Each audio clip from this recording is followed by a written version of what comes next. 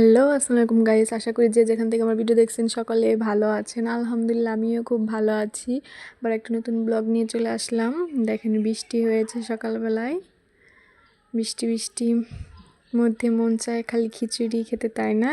সকলের তো খিচুড়ি পছন্দ বৃষ্টির মধ্যে। এই যে এখানে আমি চাল ডাল নিয়ে নিয়েছি, এখন ভালো করে ধুয়ে নেব। আজকে আমি মিষ্টি আলু দিয়ে খিচুড়ি রান্না করব। চালগুলো এই যে ভালো করে আমি কষলিয়ে ধুয়ে নিচ্ছি।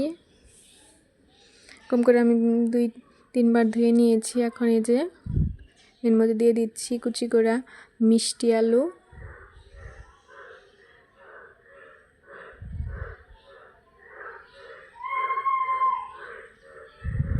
এখানে বৃষ্টি ভালোই হয়েছে, তাও ব্যাঙে ডাকতেছে। এই যে এখন সব ধরনের মশলা দিয়ে দিব, পেঁয়াজ কুচি, কাঁচামরিচ ফালি, দিয়ে দিচ্ছি রসুন কুচি, আদা জিরে বাটা, ধনিয়া গুঁড়ো, হলুদের গুঁড়ো, স্বাদ মতো লবণ, মরিচের গুঁড়ো,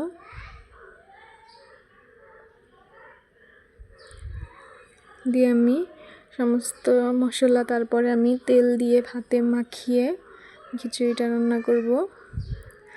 এখন পরিমাণ মতো পানি দিয়ে আমি চুলায় বসিয়ে দিয়েছি। এখন এই যে বলক উঠতেছে, আমি নাড়াচাড়া করে নিচ্ছি।